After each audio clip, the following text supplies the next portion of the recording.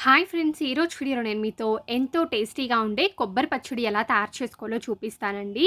ఈ కొబ్బరి పచ్చడి రైస్‌లోకే కాకుండా అన్ని టిఫిన్స్‌లోకి కూడా చాలా టేస్టీగా ఉంటుంది. ఈ పచ్చడిని నేను ఇండస్ వ్యాలీ వాళ్ళ కడాయి విత్ లిడ్‌లో అయితే తయారు చేస్తున్నానండి. ప్రీవియస్‌గా కూడా వీళ్ళకి సంబంధించిన చాలా ప్రొడక్ట్స్‌ని అయితే నేను షేర్ చేశాను కదా! అన్నీ కూడా క్వాలిటీ చాలా బావుంది. వీళ్ళ దగ్గర కాస్ట్ ఐరన్‌తో పాటు ట్రైప్లే స్టీల్ ఐటెమ్స్ కూడా దొరుకుతాయి. అఫోర్డబుల్ రేంజ్‌లో ఉంటాయండి.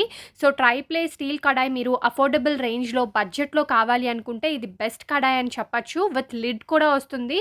లిడ్ కూడా సూపర్ స్ట్రాంగ్‌గా ఉంది. నేను నా కూపన్ కోడ్ అయితే మీకు స్క్రీన్ మీద మెన్షన్ చేస్తాను. కూపన్ కోడ్ యూజ్ చేయండి. ఎక్స్‌ట్రా 12% అన్ని ప్రొడక్ట్స్ మీద కూడా మీకు డిస్కౌంట్ వస్తుంది. ఈ రెసిపీ కోసం స్టవ్ ఆన్ చేసుకొని పాన్ పెట్టుకోవాలండి. అందులో 2 టేబుల్ స్పూన్ల నూనెని వేసుకోండి.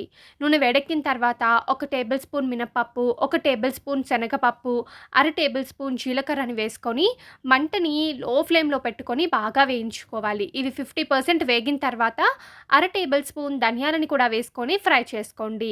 ఇవి బాగా వేగి మంచి స్మెల్ వస్తున్నప్పుడు 3, 4 పచ్చిమిరపకాయలని ముక్కలుగా కట్ చేసుకొని వేసుకోండి. మీరు కారం ఎక్కువ తినేవారైతే మరికొన్ని పచ్చిమిరపకాయలని కూడా యాడ్ చేసుకోవచ్చు. ఇప్పుడు ఇందులో కట్ చేసి పెట్టుకున్న కొబ్బరి ముక్కల్ని యాడ్ చేసుకోవాలి. నేను ఇక్కడ మీడియం సైజులో ఉండే కొబ్బరికాయని మొత్తం తీసుకొని ముక్కలుగా కట్ చేసుకొని వేసుకున్నాను. కొబ్బరికాయ ముక్కలు యాడ్ చేసుకున్న తర్వాత 1 నిమిషం పాటు కలుపుకుంటూ ఫ్రై చేసుకోండి.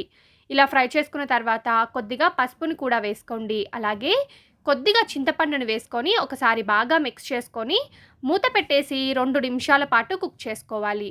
సో, చూస్తున్నారు కదండీ! కడాయికొచ్చిన లిడ్ కూడా చాలా స్ట్రాంగ్‌గా ఉంది. ఇలా ఒక 2 నిమిషాల పాటు మంటని లో ఫ్లేమ్‌లో పెట్టుకొని కుక్ చేసుకోవాలి. సో, 2 నిమిషాల తర్వాత మూత తెరిచి చూద్దామండి. మనకి చూసుకున్నట్లయితే కొబ్బరి ముక్కలు వేగిపోయి ఉంటాయి. మరీ ఎక్కువ వేగాల్సిన అవసరం లేదు. కొద్దిగా వేగితే సరిపోతుంది. ఇప్పుడు స్టవ్ ఆఫ్ చేసుకొని ఈ మిశ్రమాన్ని పూర్తిగా చల్లారనివ్వాలి. చల్లారిన ఈ కొబ్బరి ముక్కలని ఒక మిక్సీ జార్‌లోకి తీసుకోండి. ఇందులో రుచికి సరిపడినంత ఉప్పుని వేసుకోండి. ఇప్పుడు దీన్ని మెత్తగా గ్రైండ్ చేసుకోవాలి. అవసరమైతే వాటర్ కూడా యాడ్ చేసుకోవచ్చు.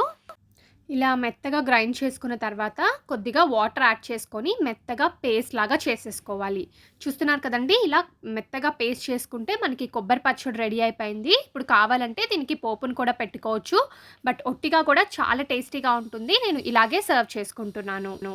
ఫైనల్‌గా పచ్చడి అయితే రెడీ అయిపోయిందండి. ఈ పచ్చడి దోస, ఇడ్లీ, వడ, పూరి, చపాతీలోకే కాకుండా రైస్‌లోకి కూడా చాలా టేస్టీగా ఉంటుంది. సింపుల్‌గా తయారు చేసుకోవచ్చు. బట్ టేస్ట్ మాత్రం చాలా బావుంటుంది. ఈసారి తప్పకుండా కొబ్బరి పచ్చడిని ఇలా ట్రై చేసి చూడండి.